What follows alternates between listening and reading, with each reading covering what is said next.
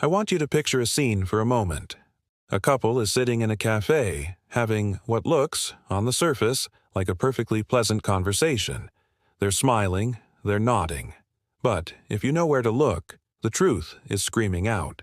Her arms are crossed, not just resting, but locked in place, one hand gripping the opposite forearm. He's leaning forward, but she's leaning back, creating a subtle but definite distance. And then there's the foot. Her foot, pointed not towards him but directly towards the aisle, the exit, the escape route. Her words are saying, "I'm listening," but her body is shouting, "I want to be anywhere but here." This is the power of non-verbal communication. It's a language we all speak fluently, but few of us are consciously literate in. As a psychologist and teacher, I've spent my career in two laboratories of human behavior, the clinic and the classroom. And in both, I've learned that the body rarely lies. While our words are crafted by our conscious, deliberate mind, often edited for politeness, strategy, or social survival, our bodies are governed by a much older, more primal part of our brain. They reveal our thoughts because, in many ways, they are our thoughts, made physical. Let's start with the most fundamental concept, the limbic system.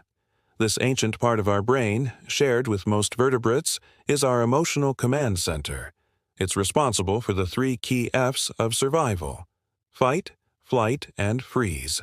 And it reacts to the world in real time, without the filter of language. When you feel a sudden surge of anxiety before a presentation, that's your limbic system kicking into high gear. And it has to express itself. It does so through a cascade of physiological changes, increased heart rate, shallow breathing, sweating, that we then try, often unsuccessfully, to mask. The key to reading body language is to become a student of the limbic response. We're looking for signs of comfort and discomfort, of openness and closure. Think about the last time you felt truly at ease with someone you trust. You probably leaned back in your chair, uncrossed your arms and legs, and maybe even exposed your torso. In the study of nonverbals, we call these pacifying behaviors. These are the things we do to calm ourselves down. You see it everywhere. The man who takes a deep breath and runs his hand through his hair after a near miss in traffic. The student who gently rubs her own neck while wrestling with a difficult exam question. These aren't random gestures. They are self-soothing mechanisms, a way for the body to literally comfort the stressed brain.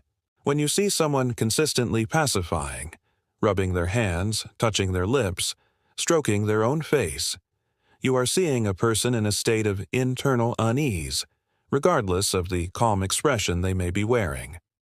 Conversely, we have barrier behaviors. These are the nonverbal ways we literally and figuratively put up walls between ourselves and a perceived threat or source of discomfort. The crossed arms are the classic example, but it's often misunderstood. It doesn't always mean I'm angry. More often, it means I feel vulnerable. I see it in my classroom all the time. When I introduce a complex, challenging new theory, I'll watch a wave of crossed arms sweep across the lecture hall. It's not that the students are resistant. They are creating a barrier to help them focus and feel secure while their brains do the hard work. Other barriers are more subtle. The woman who places her purse on the table between herself and a new acquaintance. The man who turns his body slightly away during a contentious conversation. These are the non-verbal equivalents of a shield. Now, let's talk about the face, the most expressive and most controlled canvas of our emotions. We have an incredible ability to manufacture smiles and suppress frowns, but the limbic system has its own ambassadors on the face, and they are remarkably honest. I'm talking about micro-expressions, those fleeting, split-second facial movements that reveal a true emotion before the social mask is slammed back into place. You see a flash of contempt in the tightening of one lip corner, a microsecond of fear in widened eyes, before the person smiles warmly.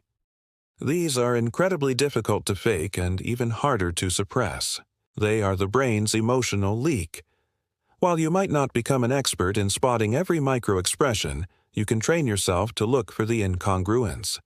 Does the warm smile reach the eyes? creating those characteristic crow's feet? Or does it stop at the lips, creating what we call a social smile, a polite but emotionally empty gesture?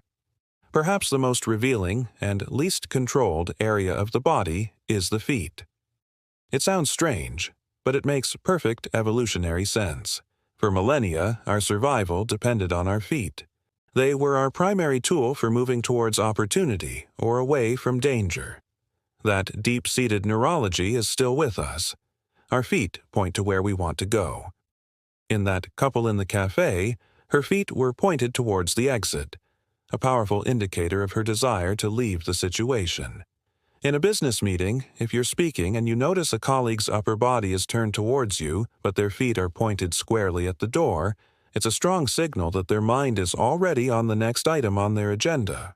We consciously manage our facial expressions and upper bodies, but we largely neglect our feet, making them a surprisingly reliable indicator of intent. Let's bring this to life with a practical example from my practice.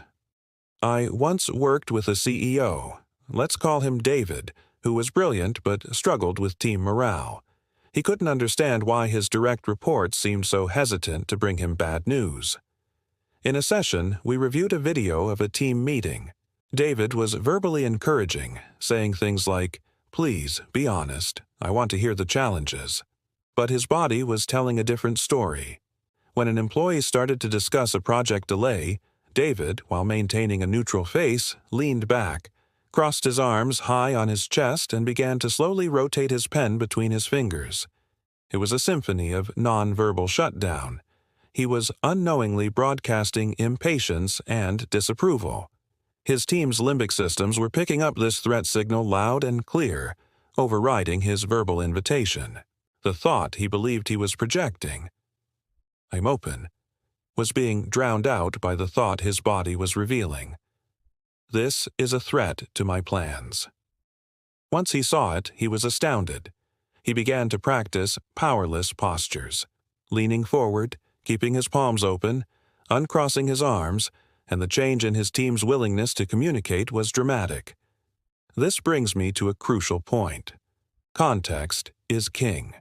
A single crossed arm doesn't mean anything without the context of the situation and the person's baseline behavior.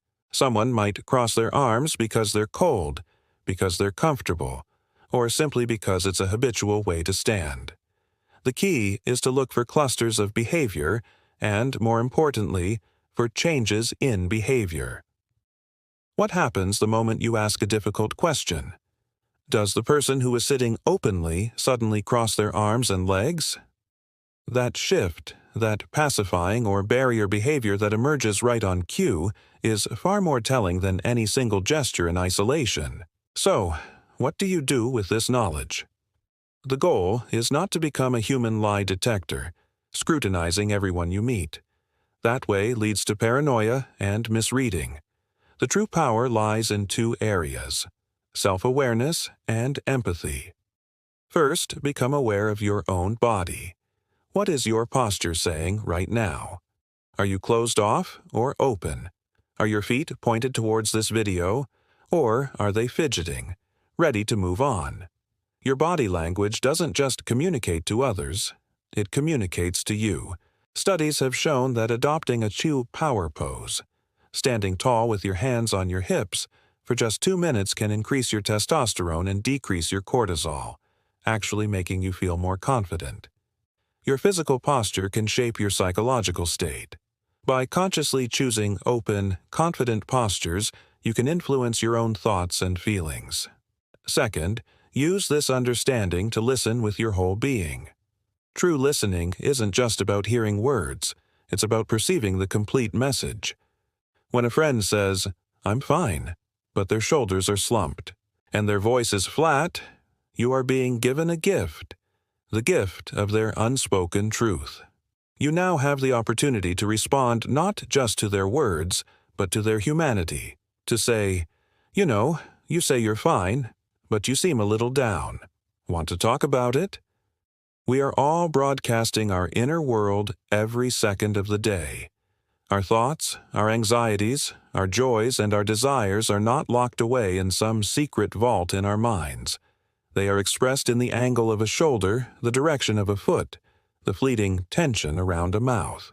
Learning this language is a journey towards deeper connection with others and with the often hidden parts of ourselves.